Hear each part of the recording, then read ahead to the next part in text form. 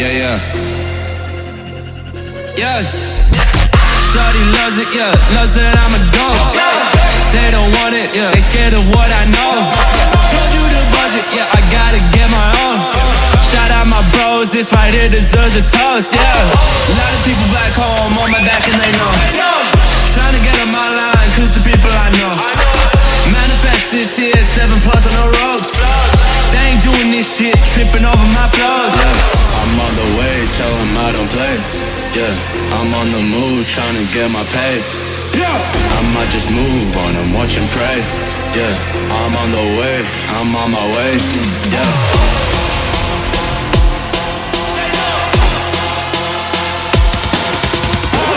Manifest this year, 7+ on the ropes. They ain't doing this shit, tripping over my flows. Yeah.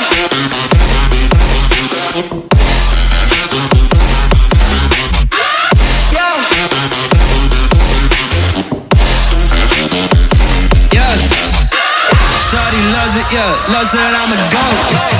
Yeah. Yeah.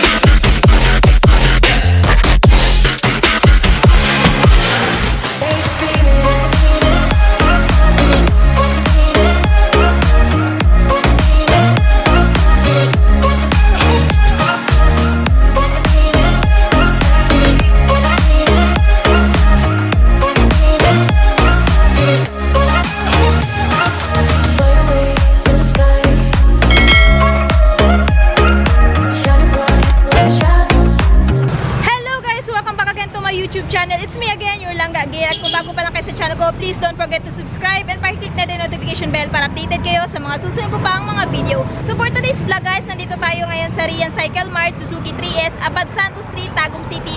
Dahil nabigyan na naman tayo ng chance guys na ma-review at ma-walkthrough ang pinaka-inaabangang motor ngayon. Walang iba kundi ang the new Suzuki Gixxer 155. So, yan na nga guys, nasa harapan na nga natin si Suzuki Gixxer 155. So, umpisahan muna natin sa kanyang looks guys. So, ito nga palang si Suzuki Gixxer 155 guys is inspired sa big bike range ni Suzuki. So, yung una talagang nagustuhan ko sa kanya guys is yung kanyang body type na may pagka-bulky. Napakaganda ng motor na to kasi napaka-sporty tingnan. So, ito kasi yung tipo ng motor guys na pag halimbawa dadaan ka sa kalsada, mapapalingon talaga sa yung kung sino yung mga kasanuran mo. Kasi, itong motor na to guys is a very popular motorcycle pero bibihira lang sa daan.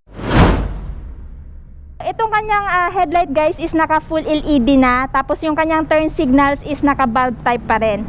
Tapos naka single telescopic fork suspension na siya with single hydraulic disc brake and dual piston brake caliper.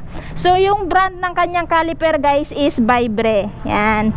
And of course, yung nagustuhan ko sa kanya guys is naka tubeless tire na din siya na may sukat na 100 by 80 by 17. And of course, kung mapapansin nyo guys, medyo malaki na yung kanyang telescopic fork suspension. So may lapad siya na 31 mm diameter. So napakaganda ng play ng isang to guys, lalong lalo na sa mga lubak. Hindi nyo na iindahin yung maliliit na bato kasi nga napakaganda ng play ng isang to. So dito naman tayo banda sa kanyang manubela. Ano bang meron dito? So dito sa right side guys, meron siyang kill switch. Yan, kill switch off. Tapos yung kanyang activated. Tapos, ito yung off niya guys sa light. Tapos, yung kanyang park light. Tapos nga pala, ito si Suzuki Gixxer 155 guys is before mo ma-turn yung kanyang high beam, i-on mo muna itong buton na to. So, yan. Pang-on yan sa high beam. Tapos, meron din siyang starter button dito sa right side. Tapos, pagdating naman dito sa left side, nandito yung kanyang high beam, low beam, passing light, and yung kanyang turn signals. Of course, right, left, and of course, yung kanyang horn. No? So, ang isa din kasi sa nagustuhan ko dito kay Suzuki Gixxer 155 guys is yung kanyang side mirror. So, same lang yata sila ng side mirror ni GSX. So, the more na mas malaki yung side mirror guys, the more na mas advantage. Kasi kitang-kita mo talaga kung sino yung nasa likod mo or kung sino yung nasa giliran mo. Then, of course, pagdating naman sa quality ng kanyang mga grips, yan. Napakaganda guys, naka-rubberize na tong isang to and medyo matte finish na yung kanyang mga levers. Nga pala guys, sa mga nagtatanong, nakakiles na ba si Suzuki Gixxer 155? Well guys, naka-mechanical key pa rin siya hanggang ngayon. Pero para sa akin guys, napaka-advantage na naka-mechanical key siya. Nang sa ganun, hindi ka na mamomroblema kung ano pa yung pipindot-pindutin mo. So, diretso mo lang pasok dito. Then, switch on mo, then you're good to go na. So, i-check muna natin yung kanyang digital meter panel. Yan. So, fully digital na siya guys ha.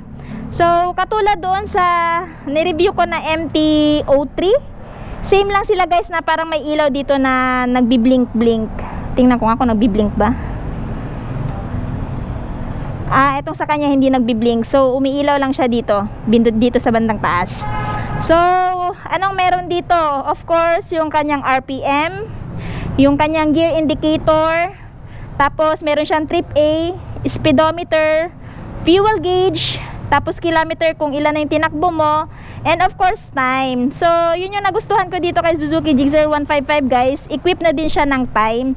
So nang sa ganun guys, if ever trabahante kayo, hindi ka na problema kung saan ka mag-check ng time mo, sa relo mo ba o sa cellphone mo. So automatic, tingin ka lang dito sa dashboard ng motor mo, malalaman mo na kung anong oras na ngayon, no? Tapos you have two buttons to worry about. You have select. So i-press natin tong select kung anong meron dito. Trip B, yun, 0 kilometer, kanina naka trip A kasi yun. Then next, yan, yung tinakbo mo kung ilan na ba. So since hindi pa to napapatak to, 0000 pa lang siya. Then next, yun, bumalik na siya sa trip A. Tapos meron siyang adjust button guys. So ito yung pag halimbawa mag-adjust ka ng time mo, ito yung pipindutin mo, no? Tapos dito naman sa right side, meron siyang ito, turn signals indicator, tapos yung kanyang check engine, neutral, tapos yung kanyang high beam. Tapos dito naman sa right side, yan, turn signals indicator lang ang meron dito. Yan. Tapos nga pala guys, pag halimbawa bibilhin mo to si Suzuki Gixxer 155, bibigyan ka na nila ng dalawang susi. So pag halimbawa mawala yung isa, meron ka pang spare na isa. Tapos ang isa din pala sa nagustuhan ko dito kay Suzuki Gixxer guys, katulad ni GSX, may malaki na siyang fuel tank capacity. So yung kayang fuel tank capacity guys is 12 liters. So Suzuki claim 50 km per liter ang kanyang average fuel consumption, no? So it will may vary pa rin guys sa throttle hobby ng driver. Kung ikaw guys is kaskasero ka, baliwala din yung 50 km per liter. Pero kung ikaw is takbong pogi lang, talagang maabot mo yung Suzuki claim na 50 km per liter. So pagdating naman sa kanyang color guys, no, sa mga nagtatanong, mayroon tong tatlong klase ng color. Of course yung blue, tapos meron sila yung black, and of course yung gray. Kung makikita nyo guys, si Suzuki Gixxer 155 is wala masyadong decals aside dito sa kanyang Gixxer, tapos dito Suzuki. Bali color blue na may combination na gray, glittery gray, and medyo may pagka white tong nakalagay dito sa Gixxer. Yan yung kanyang decals. Tapos meron din siyang decals dito na Suzuki, yan. Then, dito naman, sa kanyang tangke, yan, may decals din siya ng warning. Yun lang yung nakita kong sticker niya dito, or decals. So, aside from that, naka fully painted siya. Ganda ng paint job. May pagka-glittery na blue yung datingan ng isang to, dito sa side ng kanyang tangke. Tapos, dito naman sa kanyang tangke banda, is naka finish black yung paint niya. Tapos, aside from that, guys, si Suzuki Gixxer 155 is FI na din. So, napaka fuel efficient ng isang to. Then, may logo na din siya dito ng S, or meaning Suzuki. Tapos, yung kanyang grab bar din guys is naka-paint din, no? Naka-glittery blue yung paint niya. Tapos, dito is black. Tapos dito naman tayo sa baba, naka tubeless tire na din siya guys, no? Tapos naka single disc brake. Yan, naka disc brake na din siya. Tapos yung sukat ng gulong niya guys is 140 by 60 by 17. So good thing guys na malaki na yung gulong niya sa likurang bahagi ng motor na to. Nang sa ganon, pag halimbawa sa high speed, napaka-stable na ng isang to. At the same time, sa mga rough road, hindi niya na masyado iindahin yung mga bato-bato. So smooth lang talaga yung takbo nito, nitong isang to, no? Tapos i-check natin yung ilaw sa likod. So, si Suzuki Gixxer 155 guys is naka full LED na din yung ilaw niya sa likod. Yan. Tapos, pagdating naman sa kanyang turn signals, naka bulb type pa rin. Tapos, meron na din ilaw yung plaka. And of course, naka reflector na din. So, napakaganda nito guys. Napaka-advantage. Dagdag visibility pagkagabi. Tapos, aside from that guys, dito sa likuran niya is naka swing arm monoshock siya guys ha. So, yung monoshock niya guys is adjustable. Tapos, may built-in na din pala siyang tire hugger dito guys, no? Tapos, dito meron na din siyang tire hugger dito sa rear wheel. So, kung mapapansin nyo guys, medyo maliit lang yung kanyang tapaludo dito sa likod. So, kahit ganun pa man, okay lang kasi medyo malaki naman yung kanyang tire hugger dito sa likod. Tapos, sa apaka naman ng angkas, yan, madali lang ma-fold. So, pagka ganun guys, masasabi mo talagang premium yung pagkakagawa ng isang to. Tapos, ang tapakan naman ng driver, naka-rubberized. Tapos, side stand. Sa mga nagtatanong, meron bang kill switch yung side stand niya? So, guys, hindi pa po naka-kill switch yung side stand niya. Pero kahit ganun pa man, meron naman siyang kill switch button doon sa may manubela. So, okay lang. Naka-dual exhaust muffler na to siya guys. So, napaka-stylish nung design. No? May pagka-futuristic. So, kumpara sa ibang motor guys, kakaiba yung kanyang muffler. So, ito yung nagustuhan ko sa kanya. Tapos, medyo may pagka-chrome yung kanyang ano dito yung kanyang dulo, pati yung kanyang heat guard. So, talagang napakaganda ng design. So, akmang-akma talaga dito kay Suzuki Gixxer 155. Tapos, pagdating naman sa seat, naka-split seat na siya guys. So, kita nyo yung ukang na yan. Kumpara kay GSX guys, nagustuhan ko dito kay Gixxer is napaka guys, generous ng kanyang seat cushion, no? So sa mga long rides, napakaganda to guys, hindi masyado masakit to sa puwet. Tapos naka-stitch na din pala siya So meaning kasi guys, pag naka-stitch ng ganito, talagang masasabi mong gawa talaga sa premium quality etong seat cover niya. So para sa akin, goods na goods tong isang to. Then, equipped na din siya ng SEP or meaning Suzuki Eco Performance. Meaning, gives you max power, less fuel. Yan. So, pagdating naman sa engine guys, of course, siya ay 154cc to be exact. Air-cooled, 4 strokes, 2 valves, single overhead cam, and single cylinder. And then, pagdating naman sa kanyang max power, meron siyang max power na 10.4 kilowatts at 8,000 RPM and max torque na 14.0 Newton meter at 6,000 RPM. Pagdating naman sa kanyang transmission, naka siya guys, 5-speed manual transmission, meaning 1 down, tapos neutral sa gitna, then 4 up. So, nga pala guys, sa mga nagtatanong, meron siyang seat height na 780mm. So, sa height ko na 5'5 guys, medyo naka-tiptoe tayo. Yan. Pero sa mga 5'4, 5'3, kayang-kaya tong abutin si Gixxer 155. Kasi ang naka-advantage dito guys is meron siyang monoshocks na adjustable. So kung halimbawa ikaw may height ka na 5'2, 5'3 at hindi ka confident na maabot mo to si Gixxer 155, wala nang pangamba guys kasi nga yung shock niya is pwede mo nang ipa-adjust sa mekaniko mo. So goods na goods tong isang to. Tapos pagdating naman sa kanyang ground clearance, meron siyang ground clearance na 160mm.